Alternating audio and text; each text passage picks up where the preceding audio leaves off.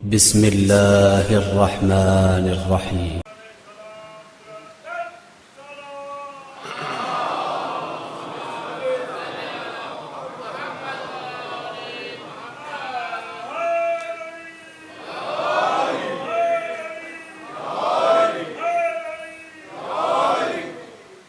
فاتحة.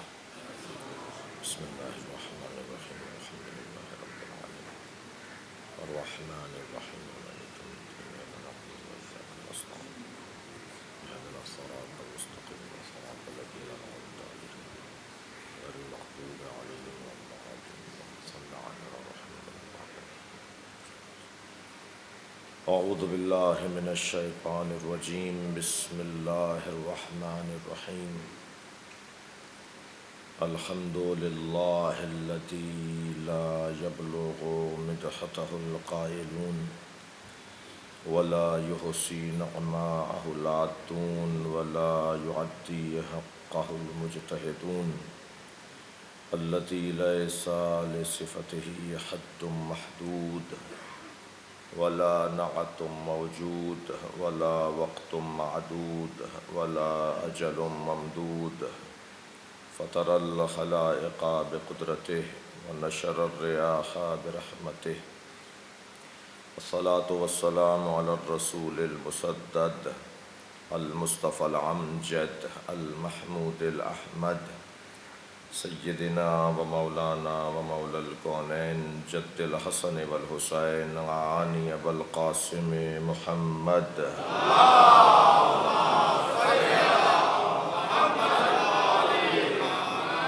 وآله الطيبين الطاهرين المعصومين الذين قال الله إنما يريد الله ليذهب عنكم الرجس أهل البيت ويطهركم تطهيرا.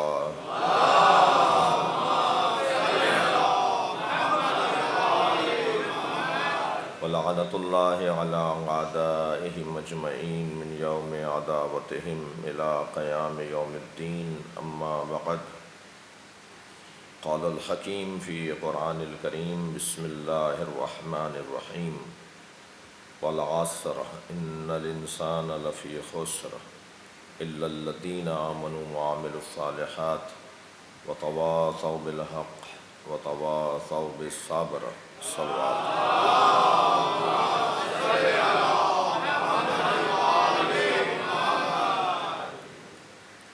پروردگار عالم کا احسان عظیم ہے کہ ہم اہل قرآن بھی ہیں، اہل اسلام بھی ہیں، نبی کے امتی بھی ہیں، آخری زمانے کے مسلمان بھی ہیں۔ ہمیں ان ایام میں بالخصوص اور بالعموم ہر مجلس میں جو توفیق شرکت کی حاصل ہوتی ہے، اتنی دیر تک ہم عصر مصطفیٰ میں پلٹ جاتے ہیں، اور عصر مصطفیٰ میں بار بار پلٹنے کی ضرورت یوں ہے کہ ہم نبی کی امت ہیں، نبی کا کلمہ پڑھتے ہیں۔ ظاہری طور پر سرکار دو جہاں 63 برس کی زندگی گزار کر گئے، اور ان کی نبوت قیامت تک کی ہے، لہٰذا وہ جو 63 برس کی زندگی ہے اس میں اتنی جامعیت، مانعیت اور وسعت ہونی چاہیے کہ قیامت تک کے مسائل کا حل ہمیں وہیں سے ملے۔ چنانچہ ہم عصر مصطفیٰ کے محتاج ہیں، اس زمانے میں جانا چاہتے ہیں، اس زمانے کو اپنے سامنے رکھنا چاہتے ہیں۔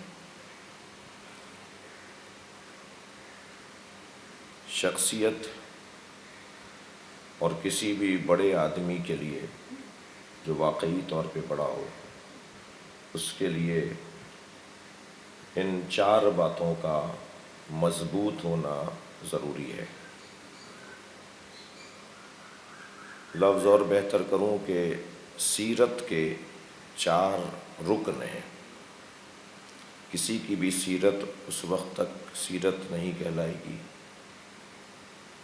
سیرت اور تاریخ میں فرق ہے۔ تاریخ اس زمانے کے حالات کو بیان کرنا کہلایا جاتا ہے، اور سیرت اس زمانے میں موجود کامیاب شخصیتوں کی روش اور طور طریقوں کو کہا جاتا ہے۔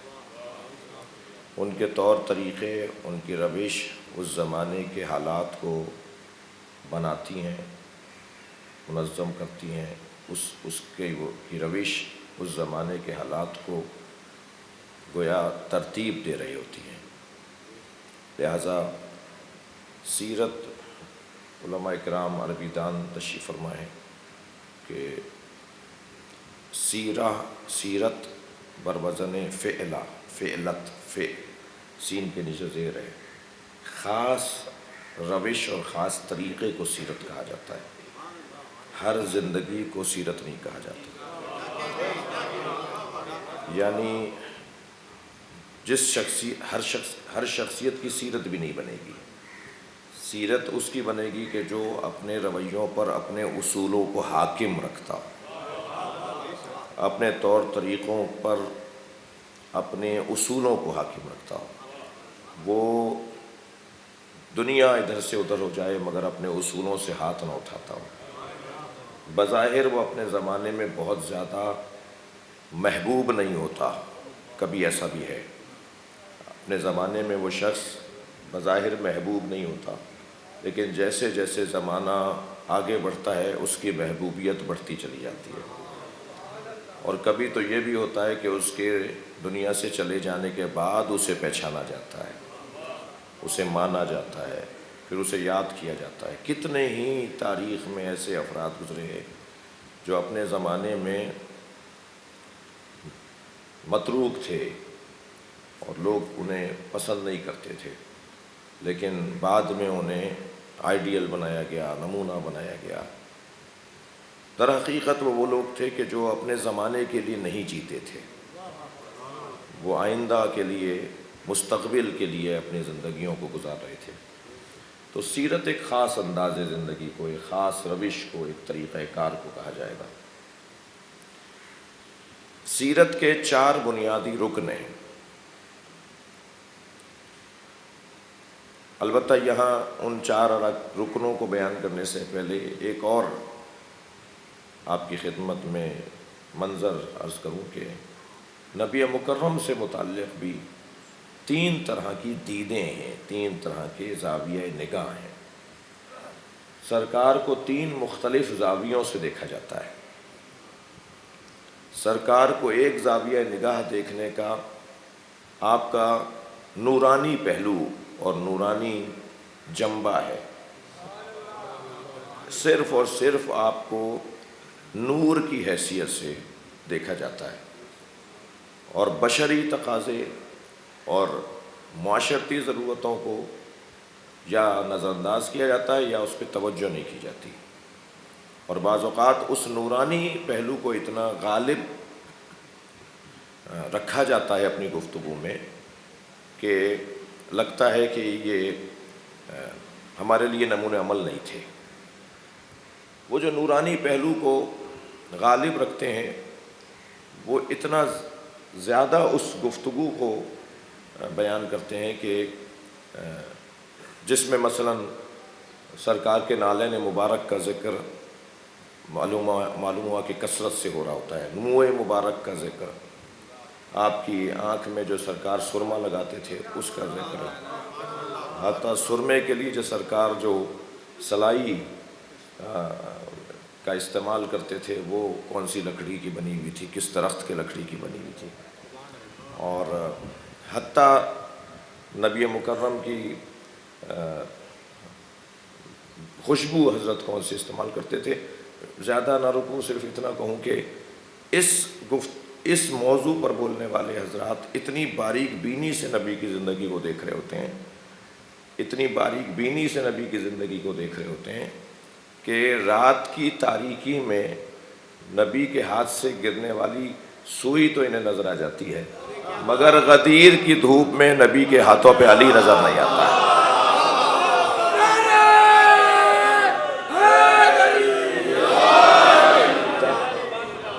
تمام تر روحانی اور نورانی پہلوؤں کی طرف توجہ ہوتی ہے۔ صلوات پڑھیں ذرا محمد علیہ۔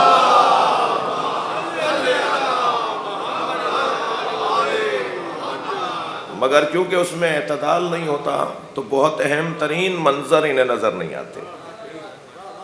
اور دوسرا زاویہ نگاہ بشری تقاضا، بشریت، اور اس میں یہ لوگ اتنے افراط کا شکار ہیں کہ نبی مکرم کو اپنا جیسا کہہ بیٹھتے ہیں کہ وہ ہم جیسے تھے، اور کہتے ہیں جی اچھا وہ جو پہلے والے ہیں وہ میلاد کو زیادہ عنوان گفتگو قرار دیتے ہیں، یہ دوسرے والے جو ہیں یہ سیرت کو زیادہ عنوان گفتگو قرار دیتے ہیں، یعنی ایک گروہ میلاد والے اور ایک گروہ سیرت والے، اور سیرت والے اس حد تک بشری تقاضوں کا خیال رکھتے ہیں اور اس کو غالب رکھتے ہیں اپنی گفتگو میں کہ پھر وہ بڑے بھائی سے زیادہ کہہ نہیں پاتے، اور پھر وہ تمام تر حضرت کی زندگی کی جو کیفیات ہیں انہیں اپنی کیفیات سے مشابہ قرار دے دیتے ہیں، اور بہرحال وہ پہلے والے پھر بھی بچ جائیں گے۔ صلوات پڑھیں ذرا محمد والے۔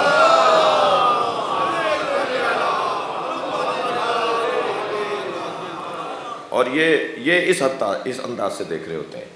لیکن عزیزان گرامی، یہ جو قبیلہ اس وقت یہاں بیٹھا ہے، یہ جو انجمن یہاں لگی ہوئی ہے، نہ ہم افراطی ہیں نہ ہم تفریطی ہیں،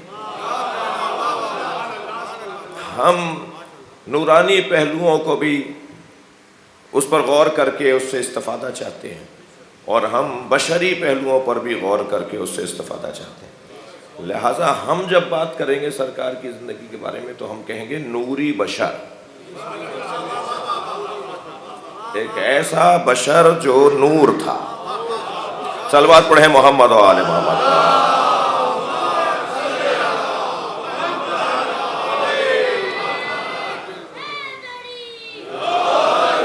اس ذات کے اندر دونوں جنبے، دونوں پہلو غالب تھے اور یکساں تھے، لہذا جب وہاں سے نبی کو دیکھا جائے گا تو نور نظر آئے گا، اور جب یہاں سے دیکھا جائے گا تو بشر نظر آئیں گے۔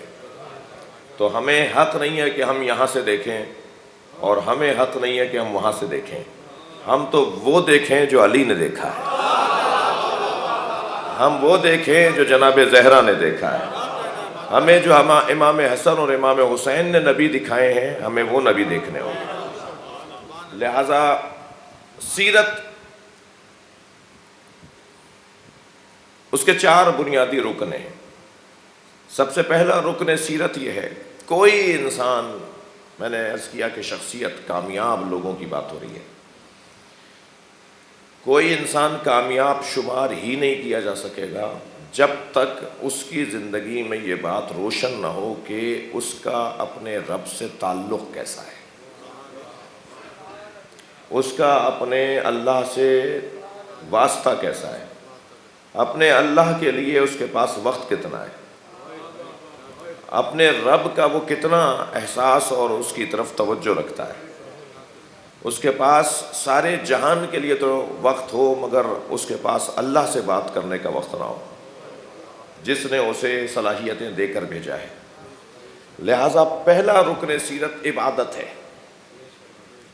یہ عبادت میں کیسا ہے، اس کا ربط اپنے مولا اور مالک سے کیسا ہے، دقت چاہوں گا۔ عبادت اگرچہ افضل ترین عبادت نماز ہے، لیکن نماز پڑھی جائے اور مزاج میں بندگی نہ ہو، اگر مزاج میں بندگی ہوگی تو پھر نماز، توجہ، نماز بھی ویسی پڑھی جائے گی جیسے اللہ چاہتا ہے۔ جب مشکل گھڑی میں نماز کے لیے اٹھائی ہی لیا تھا تو 4 رکعت پڑھوا لیتا۔ صبح کی نماز، فجر کی نماز جو مشکل ترین نماز ہے، جب بستر چھڑوا ہی دیا تھا تو 4 رکعت پڑھواتا، مگر جو نماز مشکل ترین ہے وہ سب سے مختصر ترین ہے، اسے تمہاری رکعتوں کی ضرورت نہیں ہے، تمہارے مزاج بندگی کی ضرورت ہے۔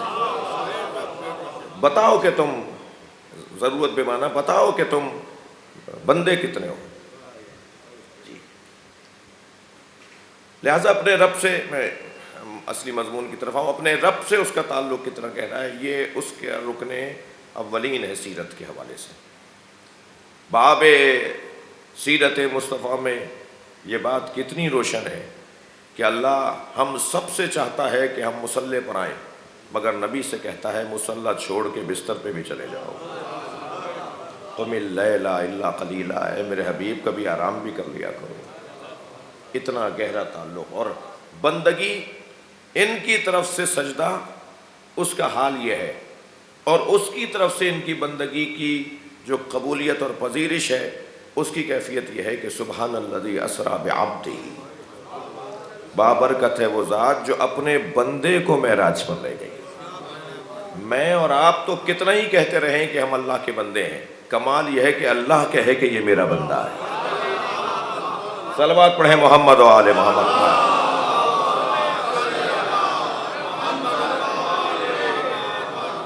عزیزان گرامی، بندگی شعور آور ایک کیفیت کو کہا جاتا ہے۔ بندہ لکیر کا فقیر نہیں ہوتا، بلکہ بندہ اسے کہا جاتا ہے کہ جو اپنی ذمہ داریوں کو، اپنے فرائض کو طے کرنے کی صلاحیت بھی رکھتا ہو اور ان پر عمل کرنے کی صلاحیت اور قابلیت بھی رکھتا ہو۔ تشخیص فرائض اور ادائے ذمہ داری، یہ بندگی کا ایک جوہر ہے۔ بندگی یہاں تک لے کر آئے اگر انسان کو، تب جا کر وہ بندہ کہلائے گا۔ ہم بہت مشکل ایام میں ہیں اس وقت، ہمارے پڑوس میں کچھ سیاسی حالات تبدیل ہو رہے ہیں۔ میں آج کی مجلس میں صرف اتنا کہہ کر آگے بڑھوں گا، تفصیل سے مشوروں میں ہوں، رابطوں میں ہوں، 9 محرم کی نشر پار کی مجلس میں اپنے قومی پالیسی کا اظہار کریں گے۔ صرف اتنا کہہ کے گزروں گا کہ صرف کابل میں اترتے ہوئے پرچموں کو نہ دیکھیے، بلکہ غزنی میں چاراہوں پر، شاہراہوں پر ہونے والے ماتم اور عزاداری کو بھی دیکھیے۔ صرف ایک کلپ نہ چلائیے، پورے افغانستان کے حالات کو نظر میں رکھیے۔ 12 صوبوں میں سے 4 صوبے اکثریتی شیعہ صوبے ہیں، اور جہاں اکثریتی شیعہ علاقے ہیں وہاں بھرپور عزاداری کرنے کی اجازت بھی وہی دے رہے ہیں جنہوں نے کابل کے چوک سے یا حسین کے پرچم اتار کے لا الہ الا اللہ کے پرچم لگائے ہیں۔ فی الحال صرف اتنا کہتا ہوا گزروں گا کہ احتیاط کیجئے، کسی رائے دینے سے گریز کیجئے۔ صلوات پڑھیں ذرا محمد۔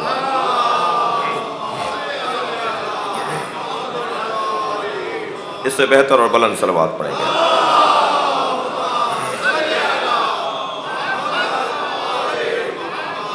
حالات کی بہتری اور امت کے لیے اور اس خطے کی آسانی کے لیے بلند تر صلوات پڑھیں گے۔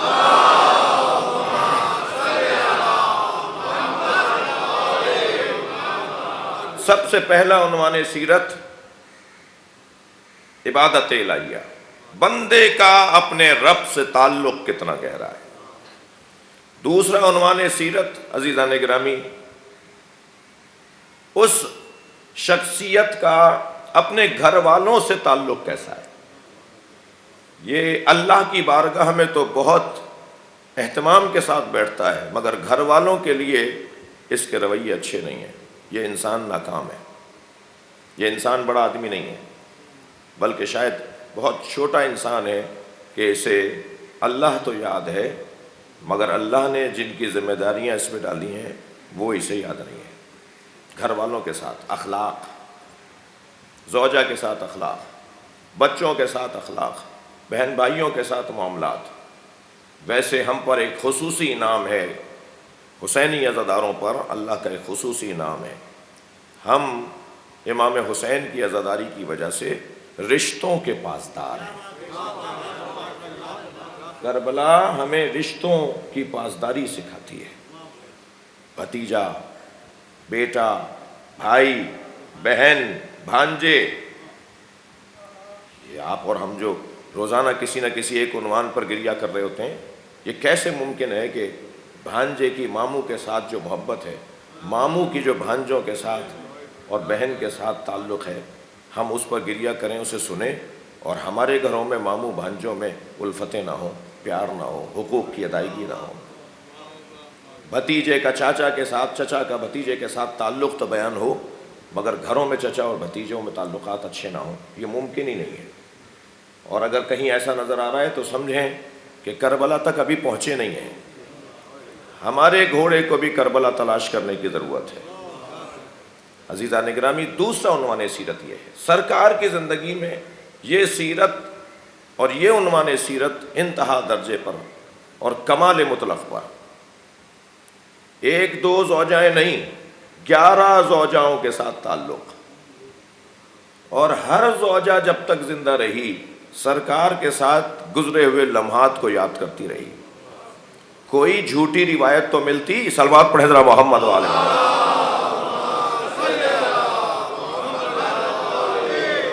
کہ کسی زوجہ محترمہ نے گلہ کیا ہو کہ میرے ساتھ ناانصافی ہوئی، میرے ساتھ سرکار نے ایسا کیا اور ایسا نہیں کرنا چاہیے تھا۔ ہر زوجہ نبی سے ان کا کلمہ پڑھتی نظر آ رہی ہے، ان کا احترام کرتی نظر آ رہی ہے۔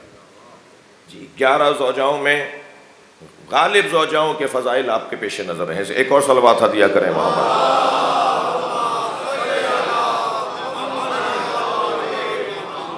اور بچوں کی کیفیت اور رشتہ داروں کی کیفیت فخر کرتے ہوئے نظر آتے ہیں، اور نبی مکرم اپنے ارحام کے ساتھ جو نبی کا انداز تھا وہ مثالی ہے اور ہمارے لیے رہنما ہے۔ تیسرا رکن سیرت، دشمنوں کے ساتھ یہ کیسا تھا، مخالفوں کے ساتھ اس کا رویہ کیسا تھا۔ جو اپنوں کے ساتھ اچھا ہو وہ اس وقت بہتر انسان شمار ہوگا جب دشمنوں کے ساتھ اس کا رویہ انتہائی حکیمانہ ہو۔ نبی مکرم کو پتھر مار مار کر جنہوں نے لہو لہان کیا، سرکار کو مدینہ منورہ ہجرت کرنے پر جنہوں نے آمادہ کیا، نبی مکرم کو اتنی اذیتیں پہنچائیں میرے محترم عزیزوں کہ سرکار کا یہ فرمان، ما اوذیا نبی کما اوذیت، جتنی اذیتیں مجھے پہنچائی گئیں کسی نبی کو نہیں پہنچائی گئیں۔ اتنی اذیتیں اٹھانے والا نبی فتح مکہ کے موقع پر جب ان لوگوں کو دیکھتے ہیں کہ جنہوں نے یہ سب اذیتیں پہنچائی تھیں تو انتہائی اطمینان کے ساتھ فرماتے ہیں، اللہم اغفرہم انہم لا یعلمون، یا اللہ میں انہیں معاف کر رہا ہوں، تو بھی معاف کر دے، یہ مجھے جانتے ہی نہیں تھے کہ میں کون ہوں۔ جی دشمن کے ساتھ رویہ۔ صلح حدیبیہ کے موقع پر سرکار کی سنگینی دیکھی ہے، سرکار کی سیرت مبارکہ کی سنگینی۔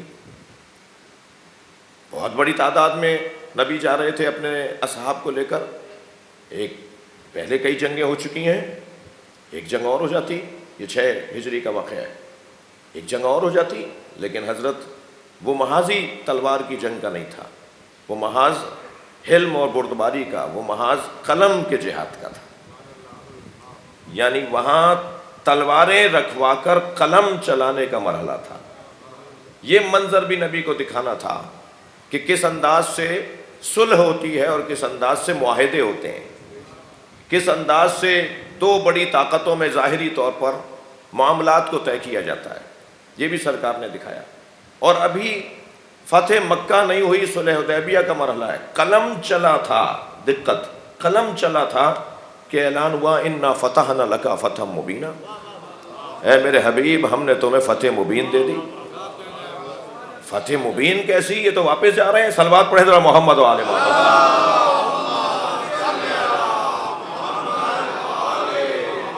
کون سی فتح ہوئی ہے؟ آپ کو تو عمرہ بھی نہیں کرنے دے رہے، آپ کو تو مکے جانے بھی نہیں دے رہے، آپ کو شہر میں داخل بھی نہیں ہونے دیا، آپ کی تو ساری شرائط کو انہوں نے، آپ کے تو الفاظ تبدیل کروا دیے، آپ کی پسند سے تو جملے نہیں لکھنے دیے، اور قرآن کہہ رہا ہے انا فتحنا لک فتحا مبینا۔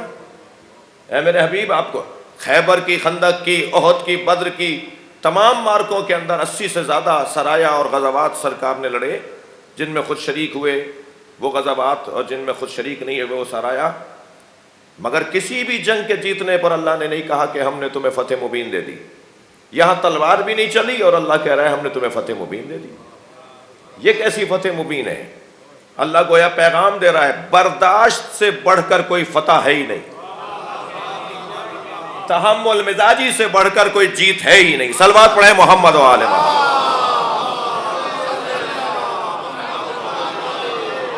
اس سے بہتر اور بلند صلوات پڑھیں گے.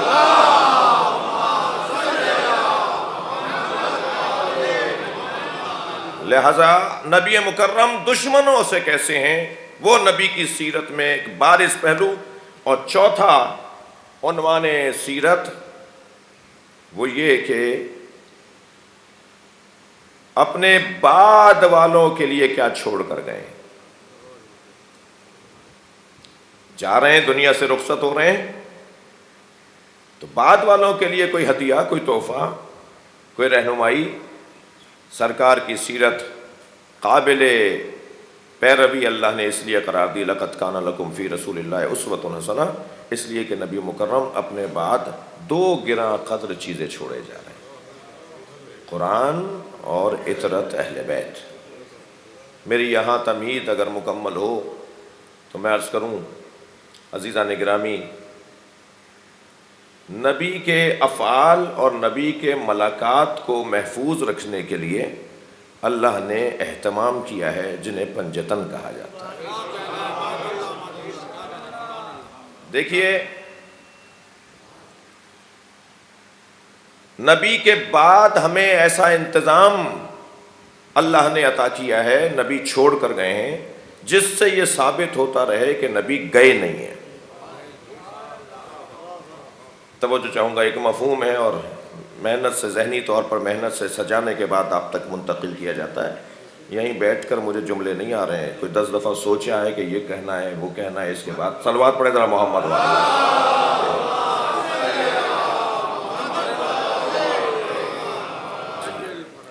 جی. 1 گھنٹے کی تقریر کی ڈیلیوری میں 10 گھنٹے پیچھے شامل ہیں. دقت چاہوں گا آپ سے جی. نبی مکرم جا رہے ہیں، کیسے نبی کی، اچھا جو نبی نے دکھا دیا کر کے وہی دہرایا جاتا رہے گا. یعنی سرکار نے 63 برس میں جو ہمیں مثالیں دی ہیں، کیا انہیں دہرایا جائے گا یا کچھ اور اہتمام ہونا چاہیے؟ اہتمام یہ کیا کہ اللہ نے نبی کی گود میں 4 آئینے رکھ دیے، اور ان آئینوں کا کام یہ ہے کہ نبی کی زندگی سے عکس کو اپنے اندر جمع کرتے رہیں، اور نبی کی رحلت کے بعد ان عکسوں کی عکس برداری ہوتی رہے.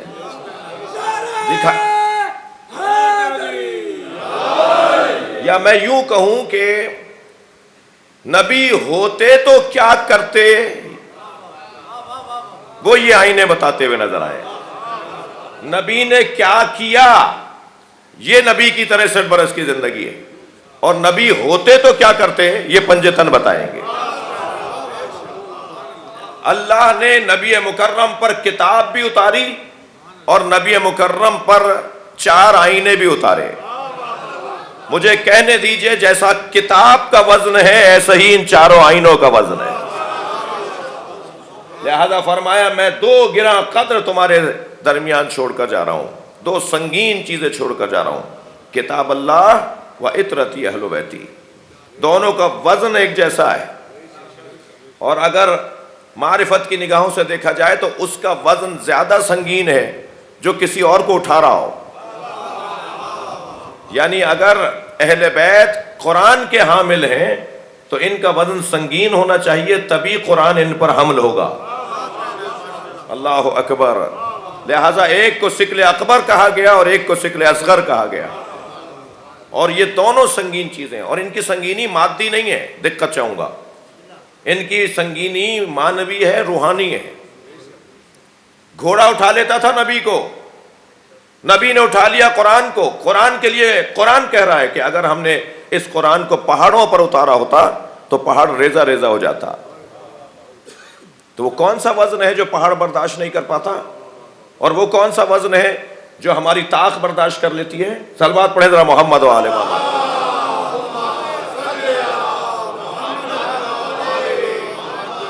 وہ جو ہماری وہ جو ہم خود اٹھا لیتے ہیں قرآن کو، وہ مادی وزن ہے.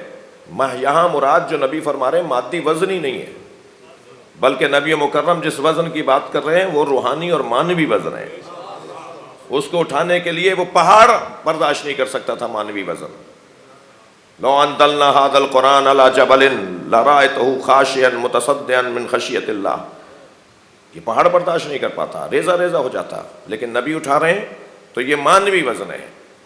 اور ایک مرتبہ حسین پشت نبی پر اگر آ کے بیٹھے تو جو نبی کا سر اٹھ نہیں رہا، اس لیے نہیں اٹھ رہا کہ وزن ہم وزن پر بیٹھا ہوا ہے. سیدہ کے آنے پہ جو نبی کھڑے ہو جاتے ہیں وہ اس لیے کھڑے ہو جاتے ہیں کہ وزن ہم وزن کے لیے کھڑا ہو رہا ہے. جیسے شاعر کہتا ہے کہ گرانی پلے عصمت میں اتنی تھی کہ دیکھا ہے پے تعظیم اٹھ جاتا تھا وزن مرسل اعظم. صلوات پڑھے محمد و آل محمد پر.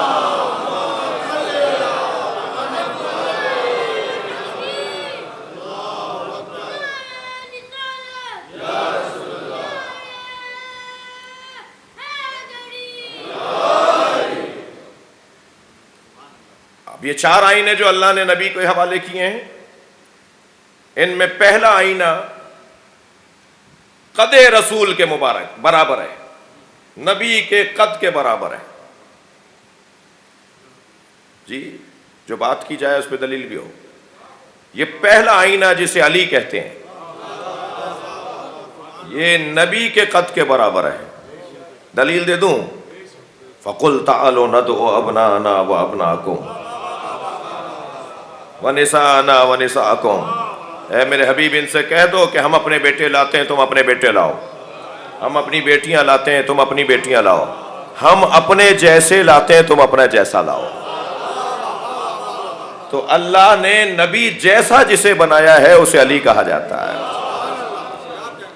ادھر میدان احد ہے، سب لوگ چلے گئے، میدان چھوڑ گئے. جس کا جتنا حوصلہ تھا ہر ایک سے ایک سی توقع نہ رکھا کریں. جس میں جتنی طاقت تھی اتنا اس نے مقابلہ کیا. صرف 13 لوگ رہ گئے جن میں ایک مولا کائنات ہے. اور جب علی اتنے بڑے لشکر سے گویا تنہا لڑ رہے تھے اور ایک ہی وقت میں کئی سمتوں میں مولا حملے کا جواب دے رہے تھے، اور لڑتے ہوئے جو شان علی بیان ہوئی ہے کہ حتیٰ میں اور آپ کیا نعرہ لگائیں گے، ہم اور آپ کیا صلوات بھیجیں گے جب جبریل امی یہ نعرہ لگاتے ہوئے نظر آئے لا فتح الا علی لا سیف الا ذوالفقار.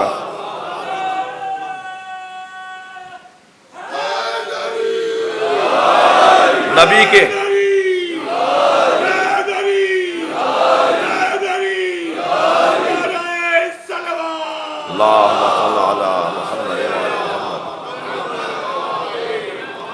نبی مکرم کے برابر میں آ کے بیٹھ گئے حضرت جبریل امی اور کہا یا رسول اللہ دیکھ رہے ہیں علی تنہا بھی ایسے لڑ رہا ہے جیسے لشکر کے ساتھ لڑتا ہے، اور علی کو اس بات سے کوئی خوف نہیں ہے. یہ واحد جنگ ہے کہ جس میں مولا کو زخم بھی زیادہ لگے ہیں.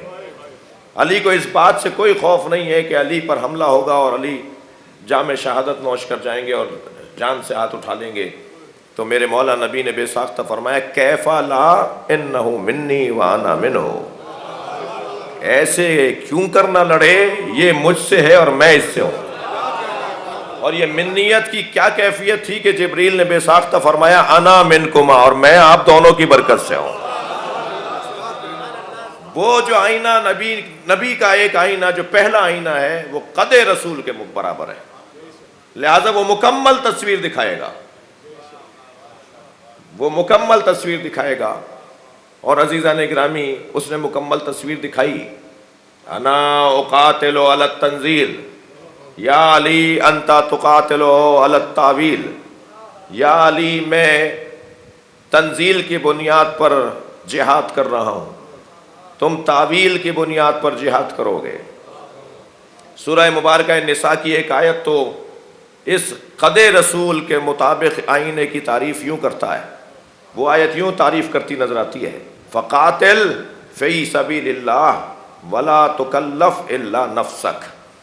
اے میرے حبیب اللہ کی راہ میں قتال کریں، قتال اور جہاد میں فرق ہے. جہاد اور قتال میں فرق ہے. جہاں دیگر صلاحیتوں کا استعمال بھی اللہ کی راہ میں ہو اسے جہاد کہا جاتا ہے، اور جہاں صرف اور صرف تلوار چلائی جائے اسے قتال کہا جاتا ہے. تلوار کے میدان کو قتال کہا جائے گا.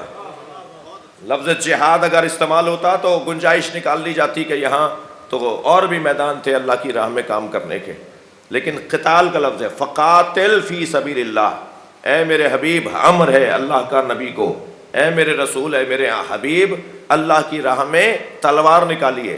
اور یہ کام لا تکلف الا نفسک، یہ ذمہ داری نہ اٹھائیے مگر اپنے اوپر اٹھائیے.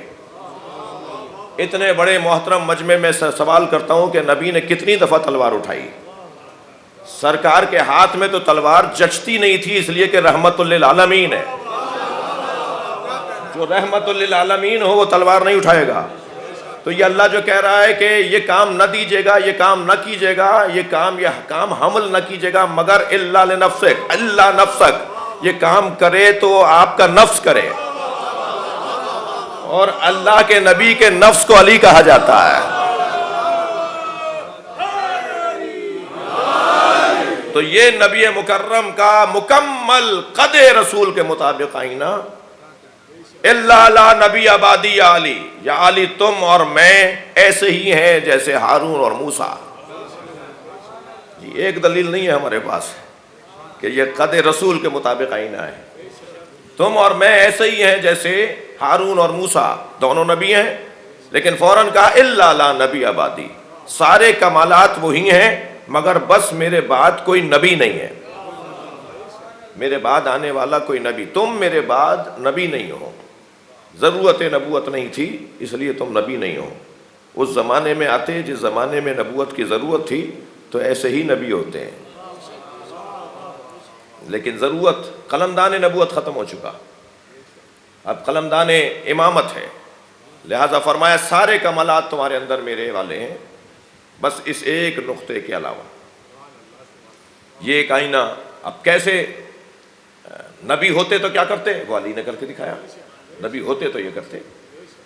جی جنگ جمل کے موقع پر جب مولا نے اعلان کیا، جب جنگ فتح ہونے کے قریب تھی، تو آپ نے منادی کروائی کہ خبردار کوئی مال غنیمت کو ہاتھ نہ لگائے. جنگ جیت گئے، مال غنیمت کو کسی نے ہاتھ نہیں لگایا مگر چند اصحاب جمع ہو کر مولا کی خدمت میں آئے. یا علی آپ سیرت نبی سے روگردانی کر گئے. نبی کی سیرت یہ تھی کہ جنگ کے جیتنے پر مال غنیمت تقسیم ہوتا تھا. آپ نے اس جنگ کے جیتنے پہ مال غنیمت کو تقسیم کرنے سے روک دیا، مال غنیمت لینے سے روک دیا. تو میرے مولا علی نے ایک تاریخی حسین جملہ ارشاد فرمایا تم میں سے کس میں جرأت ہے جو ناموس رسول کو مال غنیمت میں لے؟ صلوات پڑھیں ذرا محمد و آل محمد.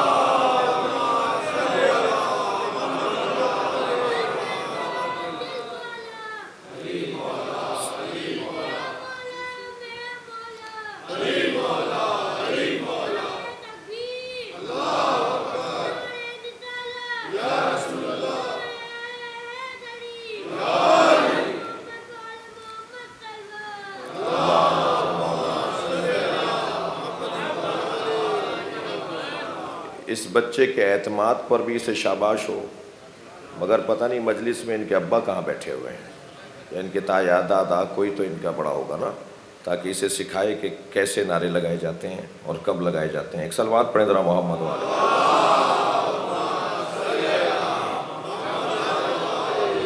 اس سے بہتر اور بلند صلوات پڑھیں.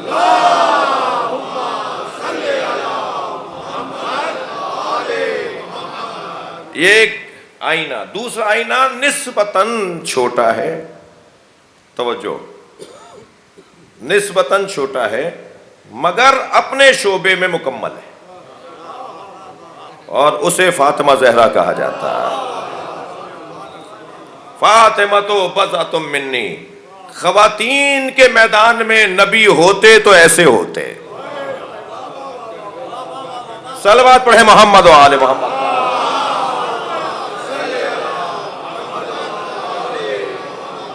اور پھر دو چھوٹے چھوٹے دائیں بائیں اور آئینے بھی ہیں.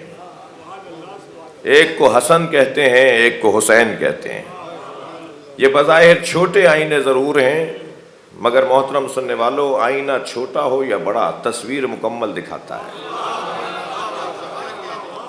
آئینہ ٹوٹا ہوا ہو یا جڑا ہوا ہو، آئینے کا خاصہ اور خصوصیت یہ ہے کہ یہ ٹوٹ کر بھی کام مکمل کرتا ہے۔ ان کی قدم قدم پر دل آزاریاں ہوں گی، مگر سیرت بیان ہوتی رہے گی۔ یہ جو ایک آئینہ امام حسن کی صورت میں ہے، ایک آئینہ امام حسین کی صورت میں ہے، ان دونوں آئینوں کا تعارف سرکار نے اس انداز سے کروایا، ہما امامان قاما او قعدا، میرے یہ دونوں بیٹے حسن و حسین امام ہیں، یہ دونوں امام ہیں، امام ہیں۔ لفظ امام، بڑی آرزو تھی کچھ لوگوں کو کہ امام کا لفظ استعمال نہیں ہوا۔ حدیث مبارکہ میں انتہائی مختصر اور جامع پیغام نبی نے دے دیا، اور مکمل جملہ ہما امامان، یہ دونوں امام ہیں، یہ دونوں امام ہیں۔ بعد والے جملے نے دونوں کی سیرت کو تقسیم کیا ہے، دونوں کھڑے ہوں یا دونوں بیٹھے ہوں۔ ترجمہ یہ نہیں کریں کہ ایک کھڑا ہو اور ایک بیٹھا ہو، تثنیہ کا صیغہ ہے، دونوں کھڑے ہوں دونوں بیٹھے ہوں۔ ان کے مزاجوں میں جنگ اور صلح نہیں ہے، یہ پابند مزاج نہیں ہے، پابند مشیت ہیں۔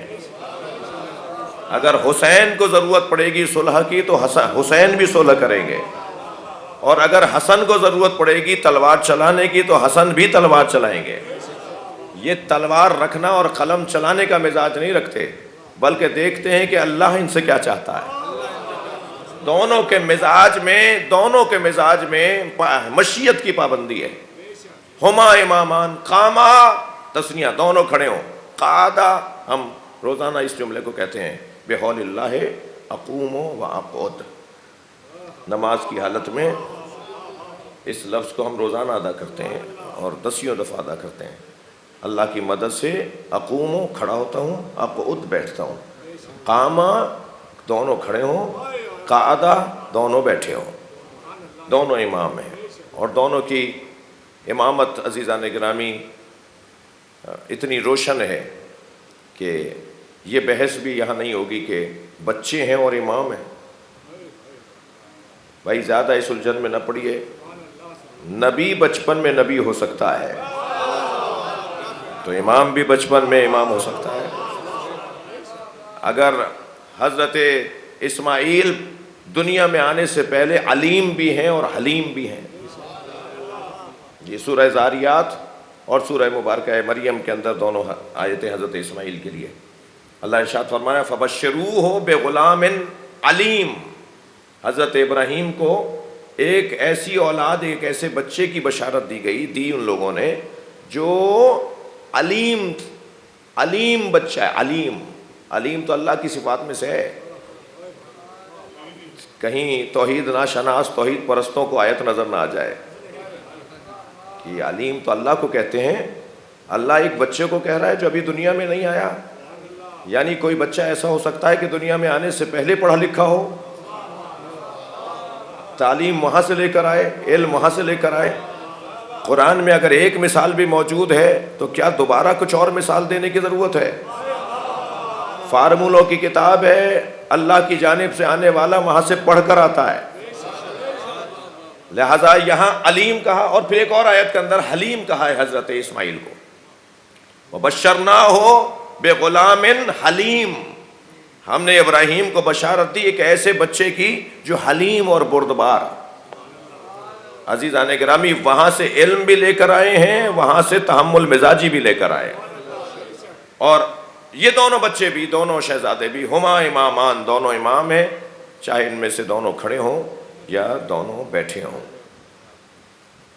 ان میں جو سبط اکبر ہے، بڑا بیٹا ہے، نبی جنہیں دو بھائیوں کو امام بنا کر گئے ہیں، ان میں بڑا بیٹا، بڑا امام، بڑا بھائی۔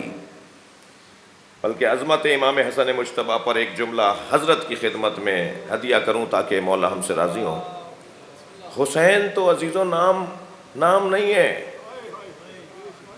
نام تو ہے ہی حسن، چھوٹے حسن کو حسین کہتے ہیں. حسن چھوٹا حسن،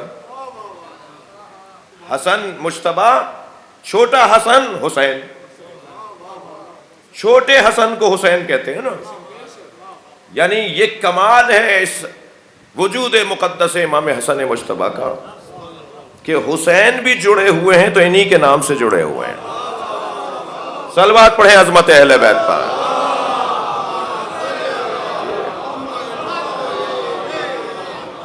دونوں بھائیوں کا نام نبی نے حسن رکھا ہے، ایک حسن ایک چھوٹا حسن. اور امام حسن مجتبی اور جمال مصطفیٰ کل کی گفتگو سے اگر میں یوں اپنی بات کو پیوست کروں، ایک حدیث مبارکہ آپ نے سنی ہے، پڑھی ہے، من اراد ان ينظر الى آدم فی علمہ، جو چاہے کہ آدم کو دیکھے. بھئی ہم لوگ بھی تو کاش ہم نے اپنے دادا کو دیکھا ہوتا، کاش ہم نے اپنے پردادا کو دیکھا ہوتا. بڑے لوگوں کو دیکھنے کی بعد میں آنے والوں کو آرزویں ہوتی ہیں. جی اللہ کے نبی بھی حضرت آدم سے لے کر حضرت عیسیٰ تک جن کو دیکھنے کی کسی بھی سالم دماغ کو آرزو ہو سکتی ہے، اس کو رہنمائی فرما رہے ہیں.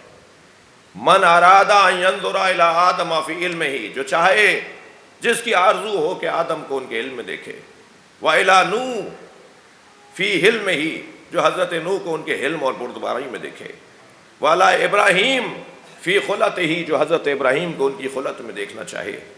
وَإِلَىٰ موسیٰ فی عبادتہ، اور جو موسیٰ کو ان کی عبادت میں دیکھنا چاہے. اللہ اکبر. وَإِلَىٰ یوسف فی جمالہ، جو یوسف کے جمال کو دیکھنا چاہے. فَلْيَنظُرْ إِلَىٰ علی بن ابی طالب، جو سارے نبیوں کا کمال اور جمال دیکھنا چاہتا ہے وہ اکیلا علی دیکھ لے، اسے سارے نبیوں کے کمالات نظر آ جائیں گے. اب وہ جو علی تمام انبیاء کے کمالات کا مجموعہ ذات، وہ علی جس کو اپنے آپ کو جس کا چھوٹا غلام کہے، اس نبی کا کمال اور جمال کیا ہوگا؟ جی سارے نبیوں کے کمالات کا مجموعہ علی، اور علی جس سے کمال لیتا ہو وہ نبی. اب ذرا حدیث سنیے، من اراد ان ينظر الى رسول اللہ فلينظر الى حسن ابن علی. جو چاہتا ہے کہ نبی کے چہرے کا دیدار کرے وہ حسن مجتبی کو دیکھ لے. سرکار کو دیکھنا، امام حسن کو دیکھنا سرکار کو دیکھنے کے مترادف. کمالات امام حسن میں یہ بات بھی روشن ہے کہ یہ وہاں سے علم بھی لے کر آئے ہیں اور وہاں سے حلم بھی لے کر آئے ہیں. جی وہاں سے علم بھی لے کر آئے ہیں. اب 8-10 مثالیں میرے ذہن میں اور وقت تنگ ہو گیا ہے، لیکن دل کر رہا ہے کہ صرف ایک مثال کی طرف آپ کے ذہنوں کو متوجہ کروں. وہاں سے علم بھی لے کر آئے ہیں، وہاں سے حلم بھی لے کر آئے ہیں. 3 سال کا سن ہے، نبی کی آغوش میں تشریف فرمائے. سرکار ایک آیت کی تفسیر بیان فرما رہے ہیں اور امام حسن مسلسل آسمان کی طرف دیکھ رہے ہیں. جب بہت دیر اس کیفیت میں رہی تو ایک صحابی محترم کی آواز آئی، اے حسن نانا کی بات غور سے سنو. جی ظاہر ہے اپنے بچے کی طرح سمجھیں گے تو پھر نانا کی بات غور سے سنو. امام دیکھ رہے ہیں آسمان کی طرف، نبی تفسیر قرآن بیان فرما. جیسے ہی انہوں نے فرمایا نا کہ نانا کی بات غور سے سنو، تو نبی مکرم کو یہ بات پسند نہیں آئی. سرکار نے فوراً فرمایا ان الحسن یطالع لوح المحفوظ. میرا حسن لوح محفوظ پڑھ رہا تھا. میرا حسن اگر کہیں دیکھ رہا ہے تو کچھ پڑھ رہا تھا. اللہ مغفرت فرمائے علامہ طالب جوہری کی. علامہ طالب جوہری نے اس حدیث کو بیان کرتے ہوئے کہا کہ انہوں نے دیکھا ہے، مجھے نہیں مل پایا یہ لفظ، لیکن ایک معتبر نام، ایک بڑا نام. فرماتے ہیں انہوں نے اس حدیث کو ایسے بھی دیکھا ہے، ان کے خطاب میں کہتے ہیں کہ ان الحسنہ یطالع لوح المحفوظ بھی ہے، یہ تو ہے، اس کی سندیں تو بہت ملی ہیں کہ امام حسن فرمایا حسن بے تحقیق حسن لوح محفوظ کا مطالعہ کر رہا ہے، لیکن علامہ فرماتے ہیں کہ یہ لفظ بھی ہے ان الحسنہ یلاحظ لوح المحفوظ، حسن لوح محفوظ کو ملاحظہ کر رہا ہے۔ ممکن ہے کوئی بچہ کہے بھائی کیا فرق ہوا، کیوں اتنا آپ نے اہتمام سجا کر اس بات کو بیان کیا ہے، کیا فرق ہے دونوں میں؟ بڑا فرق ہے، مطالعہ اور ہے، ملاحظہ اور ہے۔ مطالعہ علم کے حصول کے لیے کیا جاتا ہے، ملاحظہ ترمیم کے لیے اور تبدیلیوں کے لیے کیا جاتا ہے۔ صلوات پڑھیں محمد و آل محمد پر۔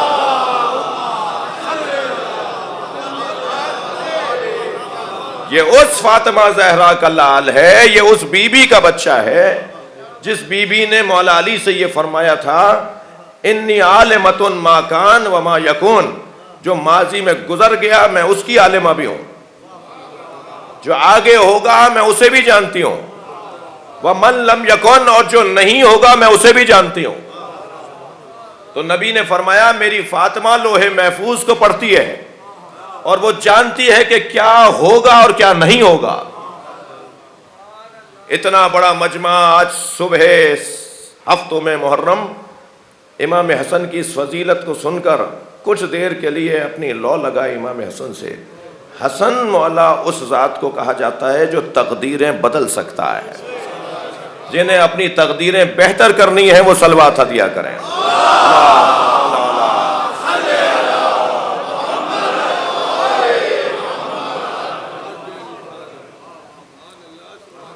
اس باکمال ہستی کو زہر دے دیا گیا، اور زہر بھی ایسا کہ اگر وہ کثیر پانی میں ڈال دیا جائے تو اس میں موجود مخلوق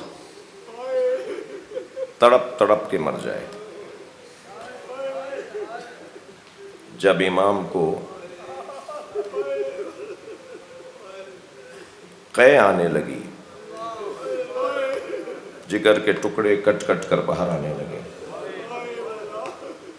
تو امام حسین بھائی کے سرہانے بیٹھے تھے، تشت میں امام کا جگر باہر آ رہا تھا۔ اسی اثنا میں کسی نے کہا کہ زینب آ رہی ہیں، اجرکم اللہ اجرکم اللہ۔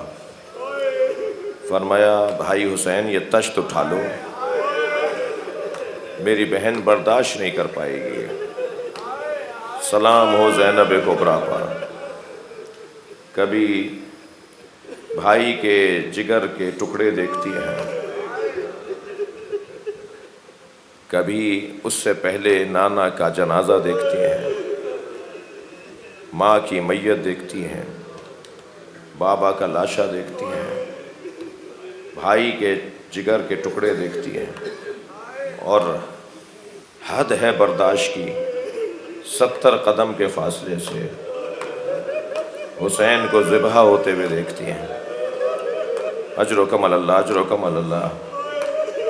عرب دنیا کا دستور تھا اگر عرب کی عورت کسی رستے پہ جا کے کھڑی ہو جائے اور دونوں ہاتھ سر پہ رکھ لے تو گزرنے والے سمجھتے تھے کہ اسے کسی چیز کی ضرورت ہے، یہ کچھ مانگنا چاہتی ہے۔ بڑا شدید مرحلہ ہے امتحان کا۔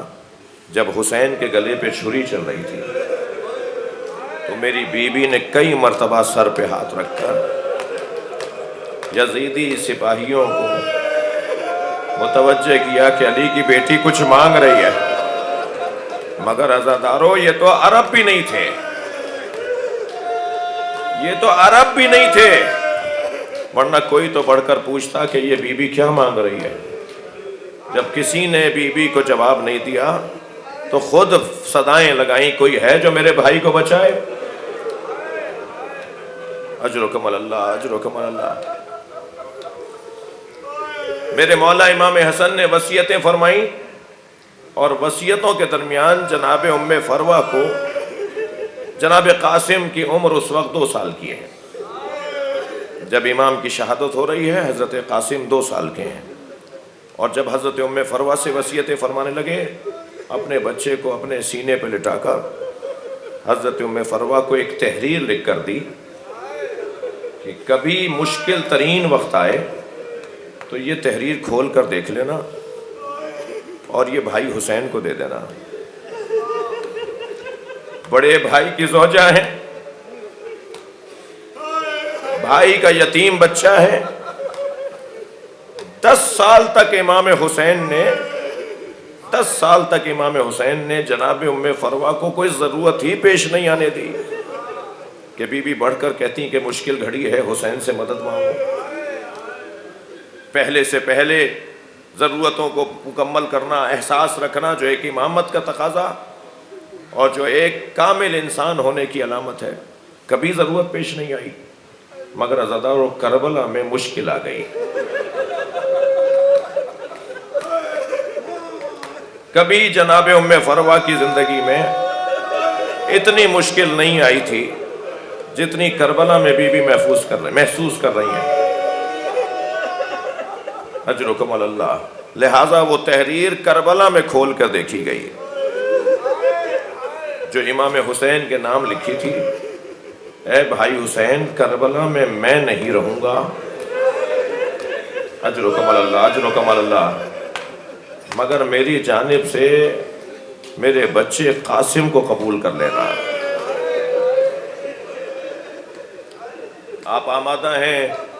نہیں معلوم میری اور آپ کی زندگیوں میں 7 محرم اس سال میں 1 مرتبہ تاریخ آتی ہے، اور ہمارے یہاں کا علاقائی طریقہ یہ ہے کہ آج حضرت قاسم کو یاد کرتے ہیں. جوان بھی مجلس میں بڑی تعداد میں ہیں. جو مائیں اپنے بچوں کی شادیوں کی آرزویں لگائے ہیں وہ بھی اپنی منتوں کو یہاں پورا کرنے آتی ہیں. ایک ماں کا بچہ کہ جس کی شادی کی آرزو تھی وہ کربلا میں ایسے مارا گیا کہ اس کے ہاتھوں پر مہندی کا رنگ نہیں تھا، اس کے ہاتھوں پر خون کا رنگ تھا. شب عاشور امام حسین نے ایک بڑے خیمے میں تمام اصحاب اور اعوان کو جمع کیا اور ہر ایک کا شہادت نامہ اسے پڑھ کر سنایا. تم کیسے مارے جاؤ گے، تمہارے ساتھ کیا ہوگا، اور شہیدوں کے نام پڑھ کر سنائے کہ کل کون کون شہید ہوگا. سارے بڑے تھے وہاں پر، لیکن حضرت قاسم بھی خیمے میں ایک کونے میں بیٹھے ہوئے تھے اور انتظار کر رہے تھے کہ کب میرا نام آئے گا. اور ہر کچھ دیر کے بعد کہتے تھے چچا میں. تو امام حسین نے ایک جملہ فرمایا، قاسم تم تو بہت بڑے ہو، تمہارا بھائی علی اصغر بھی مارا جائے گا. تو ہاشمی غیرت جوش میں آئی اور ایک مرتبہ انگڑائی لے کر کہا، حل یسلون الی الخیام، کیا یہ فوج اشقیہ خیمے میں گھس آئے گی؟ میرا بھائی تو کہوارے میں. فرمایا نہیں بیٹا، علی اصغر کو میں اپنی گود میں اٹھا کے لے جاؤں گا. اب شب عاشور حضرت قاسم کو یہ تو معلوم تھا کہ میں کل شہید کیا جاؤں گا، لیکن عزادارو روز عاشور انتظار ہے کہ پہلے سے پہل چلا جاؤں، جلدی چلا جاؤں. بار بار چچا کے سامنے آ کر چلے جاتے ہیں تاکہ چچا دیکھ لے. اور حد تو یہ ہے کہ ایک مرحلے پہ آ کے کھڑے ہو گئے، چچا مجھے جانے کی اجازت ہے.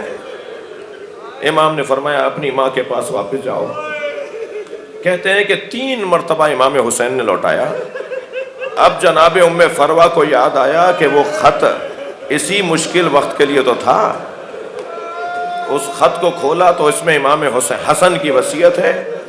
اجرکم اللہ، اجرکم اللہ. جو رو رہے ہیں اپنی آوازوں کو آزاد کریں گے. آج 7 محرم حضرت قاسم کو سلام کرنے کی تاریخ ہے. لے کر پہنچے ہیں چچا کے پاس خط بابا کا. امام نے کھول کر دیکھا، بھائی کی تحریر کو پہچانا، آنکھوں سے لگایا، سینے سے لگایا. اور جملہ کہوں، یہ واحد منظر ہے کربلا کے شہیدوں میں جو جناب قاسم اور امام حسین کا. امام نے بچے کو گلے لگا کے اتنی دیر گریہ کیا کہ مقتل کی کتابوں میں لکھا ہے کہ دونوں غش کھا کر زمین پر گر گئے.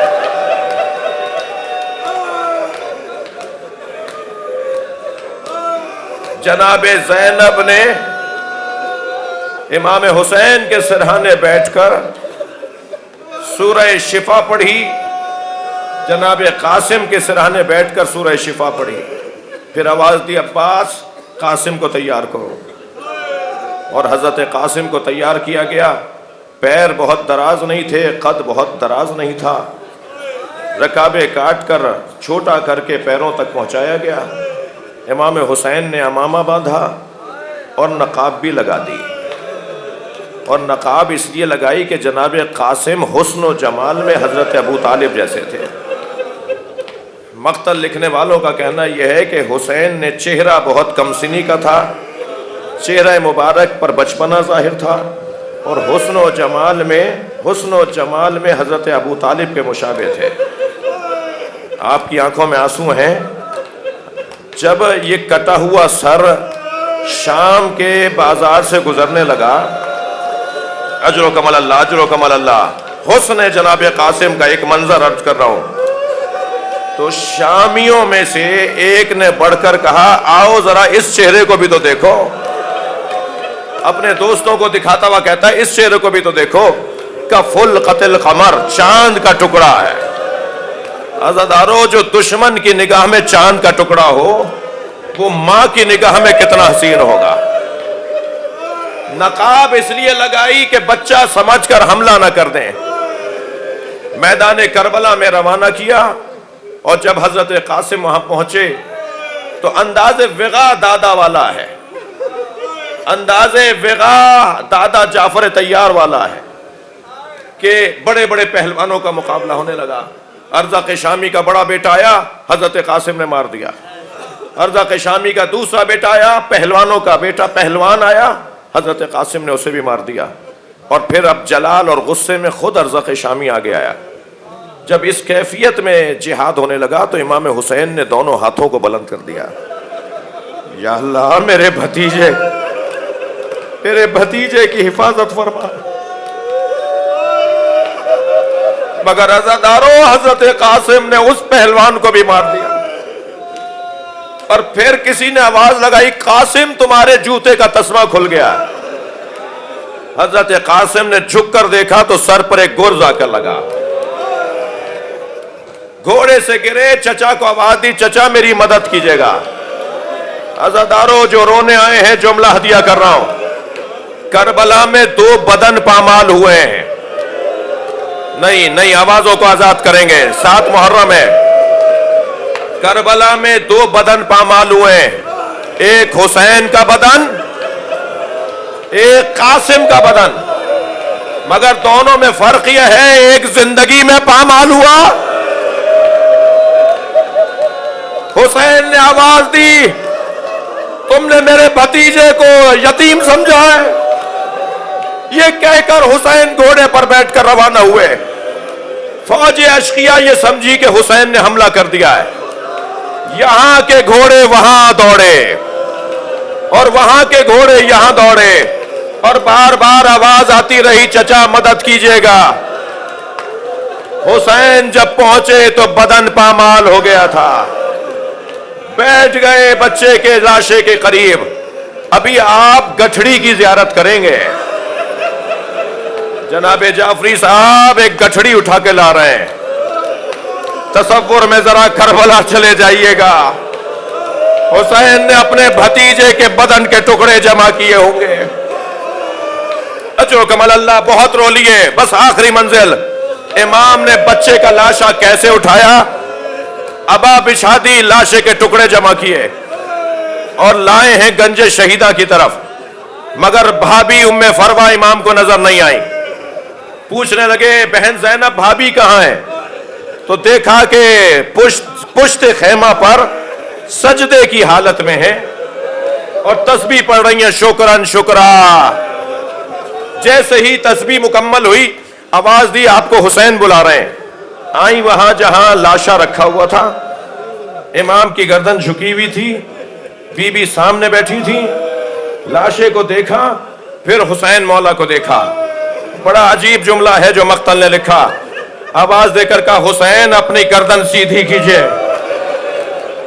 آپ کو فخر ہے کہ آپ کا ایسا بھتیجا, مجھے فخر ہے کہ میرا ایسا بچہ, بس مجھے قاسم کا خون بھرا کرتا دے دیجئے. اجرکم اللہ, اجرکم اللہ, تھکے نہیں. امام نے نہیں پوچھا بھابھی اس کرتے کا کیا کریں گی جو گھوڑوں کی ٹاپوں سے چاک چاک ہو گیا, تار تار ہو گیا. مگر عزاداروں, ایک ماں کی آرزو تھی. امام نے کچھ ہی دیر میں خون بھرا کرتا جناب ام فروا کو دے دیا. بی بی نے یہ کرتا خیمے میں لے جا کے رکھ دیا. عصر عاشور خیمے لٹے. یہ قافلہ کوفے گیا, شام گیا, شام میں اسیر رہا, اسیری سے رہائی ملی, تبرکات واپس آئے. ہر ایک بی بی نے اپنی اپنی گٹھڑی سینے سے لگائی ہوئی. جناب ام فروا نے اپنی گٹھڑی بھی اٹھائی ہوئی ہے. یہ قافلہ کربلا آیا, کربلا سے مدینہ گیا. جب مدینہ پہنچانا فرمانے لگی میرا اونٹ جنت البقیع لے جاؤ. بس آخری جملہ, جب جنت البقیع پہنچی قبر امام حسن کے برابر بیٹھ گئی. گٹھڑی کھولی, خون بھرا کرتا نکالا, قبر امام حسن پر پھیلا دیا. اے میرے والی تمہارے بچے کی نشانی. قاسم نے وفاداری کا حق ادا کیا. ماتم حسین.